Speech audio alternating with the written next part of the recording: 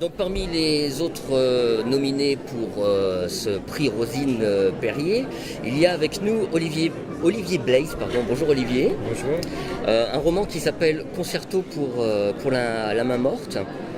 En lisant ce roman, on se rend compte que c'est la musique classique qui dans votre roman va être le lien entre deux personnages totalement atypiques. D'abord, ça se passe en Sibérie centrale. Alors pourquoi choisir la Sibérie, endroit paumé, froid, dur, dans ce roman comme décor? Mais en fait, ce roman, je l'ai écrit dans la foulée d'un voyage que j'ai accompli avec d'autres écrivains. Voici quelques années, c'était l'année croisée France-Russie, donc des manifestations qui ont été organisées de part et d'autre. Et parmi ces manifestations, il y avait un voyage d'écrivains, 8 écrivains qui ont participé à une croisière sur le fleuve Yenisseï. Pour situer un petit peu, le fleuve Yenisseï, c'est très loin de France, c'est en Sibérie presque orientale, et c'est un fleuve qui a un cours quasi vertical et qui se jette dans l'océan glacial arctique. Donc en fait, pendant une dizaine de jours, accompagné de ces 6 autres écrivains, on a descendu ce fleuve. C'était pas un bateau qui était spécialement affrété pour nous, c'était un bateau qui desservait naturellement tous les villages le long du Yenisseï, pratiquement jusqu'à l'embouchure, donc quand même 400 km au-delà du cercle polaire. Et sur ce trajet, on a fait escale, relâche dans un certain nombre de villages. C'est le cadre qui m'a inspiré ce livre. Et le village Le village de Mourava est Mourava fictif, enfin le nom il n'existe pas, mais en revanche, il est réuni des impressions que j'ai eues dans plusieurs de ces villages croisés sur le chemin. Alors on se rend compte un petit peu que les habitants de ce village attendent beaucoup de ce Français qui débarque comme ça. Pourquoi il est accueilli comme le Messie? Moi, c'est l'impression que j'en ai eu en tout cas, qu'on attendait beaucoup de lui. Parce que il faut se représenter que ces villages vivent dans une très grande solitude. Je parle des villages réels comme de celui-ci. Parce que le long du fleuve Yenisseï, donc, ce sont des petits hameaux, aucune liaison ferroviaire, pas d'aérodrome, pas de route, pas de chemin. Donc en fait, leur seule voie de communication avec le reste du monde, c'est le fleuve Yenisseï. Et comme le fleuve Yenisseï a ses latitudes assez élevées et pris en glace à peu près 7 à 8 mois par an, le reste du temps, ils sont prisonniers de l'hiver, ils ne voient personne, ils n'ont aucune communication. Bon, certes, maintenant il y a Internet satellite qui leur permet d'être témoins, spectateurs du monde, mais pas d'échanger avec lui. Donc c'est une grande solitude, et lorsque un étranger de passage, comme avec ces autres écrivains français, nous étions nous-mêmes de passage dans ces villages, eh bien c'est une distraction, c'est en tout cas une curiosité, c'est quelque chose qui fait relief dans la vie de tous les jours, et c'est la raison pour laquelle très souvent il venait vers nous pour nous rencontrer, pour échanger un peu dans le peu d'anglais qu'il possède ou dans le peu de russe que nous savons parler.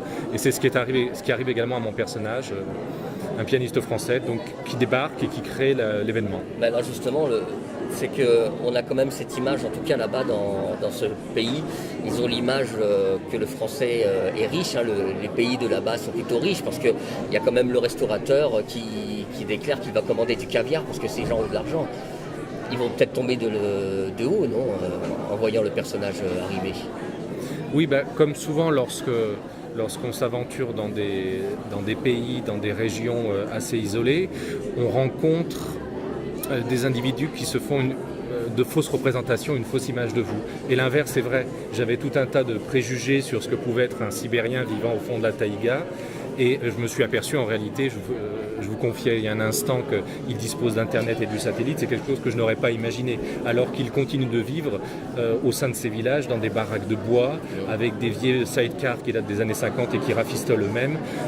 Ils vivent en partie de leur chasse et de quelques provisions qu'ils rapportent de la ville, donc dans un certain dénuement, mais le monde est fait de contrastes et de visions souvent erronées qu'on a les uns des autres. Et c'est ce qui arrive également à mon personnage, c'est-à-dire qu'on s'imagine que parce qu'il vient de l'Ouest, parce qu'il vient d'Europe et de France, la France continue pour beaucoup d'étrangers à être associée à Paris, Paris Ville Lumière, on s'imagine qu'il a beaucoup de moyens et qu'on peut lui vendre très cher les biens de première nécessité. Alors justement, parlons-en de ce Français qui est le premier personnage. Il a une particularité, sa main droite ne répond plus quand il y a une certaine mélodie à jouer. C'est un handicap, c'est quelque chose de psychologique chez lui, c'est un blocage. C'est en effet un blocage, c'est pas tout à fait fictif. Il y a un livre qui a été l'une de mes sources d'inspiration pour ce roman qui s'appelle Musicophilia de Daniel Sachs. Daniel Sachs, c'est un neurologue américain qui avait publié voici quelques années un best-seller, L'homme qui prenait sa femme pour un chapeau. C'est-à-dire il a étudié tous les cas, on va dire, de lésions cérébrales qui entraînent des comportements déviants, inhabituels. Et en l'occurrence, il a consacré tout un ouvrage récemment, Musicophilia, sur les troubles liés à la musique. Alors pour vous donner un exemple, il y a une malheureuse femme en Italie qui, chaque fois qu'elle entend les premières mesures d'une certaine chanson et pas une autre, a des crises d'épilepsie. Et malheureusement pour elle, c'est une chanson qu'on joue lors des mariages. Ouais. Donc chaque fois qu'elle est invitée à un mariage, elle se place près de la sortie et elle sait que lorsque cette chanson commence à être jouée, elle a 10 minutes pour fuir. Enfin, cela dit, c'est pas nouveau. C'est un petit peu pareil. Nous, dès qu'on entend certaines chanteuses québécoises, on n'y arrive plus. Quoi. Oui, on a le même système, non ? On ne va pas jusqu'à l'épilepsie quand même. D'accord. Mais alors justement, ce Français, vous le décrivez comme étant un musicien raté. Est-ce que le fait justement qu'il quitte son pays d'origine pour aller dans un pays un petit peu plus perdu en tout cas, c'est dans quel but d'essayer de retrouver une gloire qu'il aurait espérée ? Pas réellement une gloire parce que le public, l'auditoire est relativement réduit dans ces villages. C'est une population de quelques dizaines de personnes l'été. Et l'hiver, c'est encore moins, puisque les gens qui hivernent vraiment sur place, quand il y a plus de moyens de communication, ça se compte pratiquement sur les doigts de la main. Donc c'est pas la gloire qu'il va chercher, c'est plutôt, il est confronté à ce blocage, à cette difficulté à interpréter un certain morceau, et il ne comprend pas la raison, puisqu'il consulte des médecins, des spécialistes, et aucun ne lui donne l'explication. Donc il dit, il faut que je sois face à face avec mon piano, dans une sorte de tête-à-tête studieux, comme ça pendant des semaines, des mois, jusqu'à que je parvienne à surmonter l'obstacle. C'est ce qui le conduit à partir dans ce pays où il a quelques liens malgré tout, parce qu'il a passé son enfance en Russie, il a étudié dans une école russe de piano. Mais il ne choisit pas d'aller dans une grande ville comme Paris, dont il est originaire. Il choisit de partir au fin fond des bois avec un piano, hébergé malgré tout chez quelqu'un, chez Vladimir. On va en parler dans quelques instants. C'est ce qui va créer cette rencontre et cette amitié. Alors justement, lui, Vladimir, c'est le contraire. Il voudrait quitter son village. Puis finalement, il ne va pas pouvoir le faire parce qu'il va se créer quelque chose entre les deux personnes, voire partager on va dire une certaine utopie du bonheur, chacun de leur côté, qu'ils vont peut-être mettre en confrontation l'un et l'autre, et puis ils vont se découvrir. Qu'est-ce qui rassemble en fait au-delà des apparences ces deux humains, ces deux hommes ? Comme vous venez de le dire, c'est justement leur commune appartenance à l'humanité, c'est-à-dire que au-delà, c'est un lieu commun, mais enfin, au-delà des différences de langue, des cultures, et puis de ces deux vies qu'effectivement que tout oppose, l'un est né avec un statut très modeste, on va dire d'éboueur ou de bûcheron occasionnel. Oui, il donne beaucoup dans son village, d'ailleurs. Oui. C'est aussi parce qu'il faut s'occuper, parce que les journées sont longues lorsque...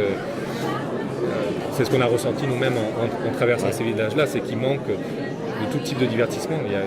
Naturellement, il n'y a pas de cinéma, il y a à peine un café, et encore, il ouvre uniquement l'été, etc. Donc il faut s'occuper. Et certains le font de façon bénévole et altruiste, comme cet homme qui ramasse les ordures du village. Et certains, d'autres, en tout cas, vous le décrivez dans votre livre, se retrouvent, ils occupent leur temps avec une amie qui est la bouteille, quoi, aussi. Oui, on est ça aussi, c'est ce que vous l'avez peut-être vu aussi, non ? C'est ce que j'ai vu, mais c'est difficile de ne pas le voir. On le voit même à Moscou, dans la capitale. On peut dire que dans son ensemble, et sans tomber dans les généralités... c'est pas que pour tenir chaud. Non, le peuple russe a un vrai problème avec la vodka particulièrement. Et sa variante, on va dire... qui est le salmogon, qui est la vodka préparée chez soi avec une marmite, un tuyau d'arrosage, enfin, avec des moyens très rudimentaires, et qui souvent titre en alcool beaucoup plus fort que la vodka, ça atteint les 70-80 degrés. Oui. Et effectivement, dans ces grandes solitudes, mais aussi dans les solitudes différentes des villes, les Russes boivent beaucoup. L'alcool reste quand même la première cause de mortalité masculine en Russie. Oui.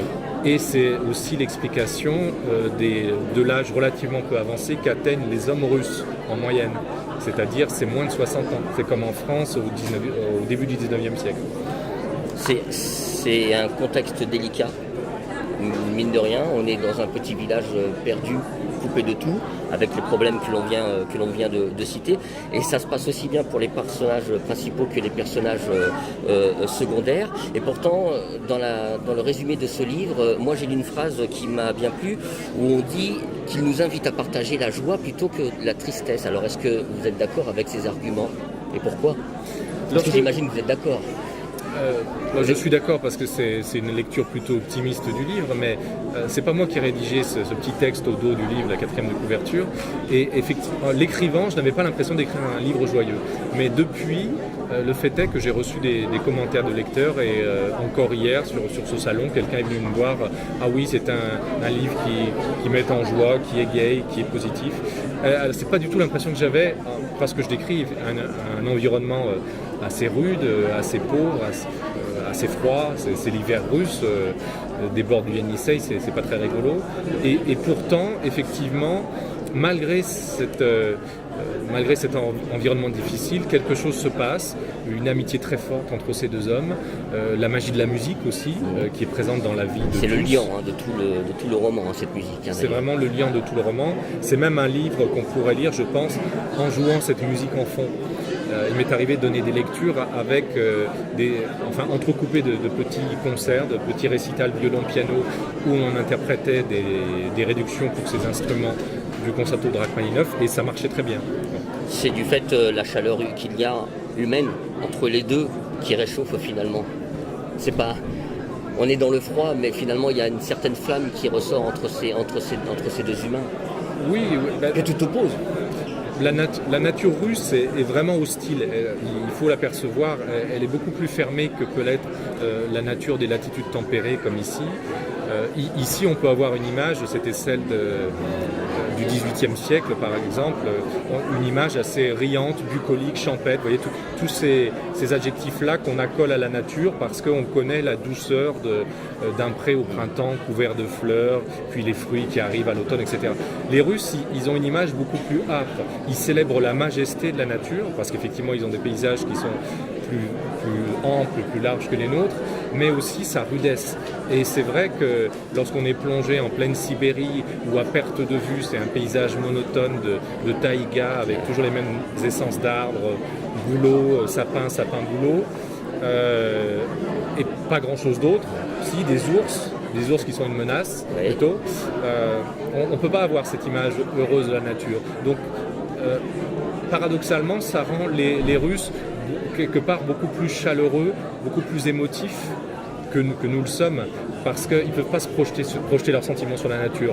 Mais l'amitié est beaucoup plus forte, et la haine, l'amour, enfin tous les sentiments humains, toutes les passions humaines sont portés, on peut dire, à leur paroxysme. Vous êtes droitier ou gaucher ? Droitier. Si jamais votre main droite, celle qui vous sert à écrire, ne répondait plus, comment vous retrouveriez, vous aussi, vous redonneriez un sens à votre vie ? Ça serait moins grave parce que aujourd'hui, j'écris sur ordinateur déjà. J'écris sur ordinateur, il y a tout ce qu'il faut, la dictée vocale, tout ça. Je ne serais pas embêté comme peut l'être un pianiste qui perd l'usage de sa main droite. Mais j'ai été surpris, mon ancienne compagne est violoniste et ses doigts sont assurés. J'ai appris ça, que les concertistes assuraient leurs doigts parce qu'effectivement, le moindre accident qui leur arriverait, les priverait de l'usage de leur phalange, ils ne pourraient plus du tout exercer leur art. Ils ont besoin de cette dextérité. Et vous n'avez pas la peur du manque d'inspiration ? Parce que si effectivement la main n'est pas un problème pour écrire, maintenant pour un écrivain, effectivement, c'est peut-être la source d'inspiration. Si je reçois une pierre sur la tête en randonnant dans la montagne, oui, ça peut être un problème. Si je développe un traumatisme crânien sévère et qui me réduit dans un état où je ne peux plus travailler... Je voulais pas en arriver jusque-là, hein, mais... c'est ce qui serait véritablement un accident grave pour moi. Parce que finalement, le métier d'écrivain, c'est une activité que je pratique depuis assez longtemps, c'est mon 22e livre, il est relativement économe de nos forces, de nos moyens.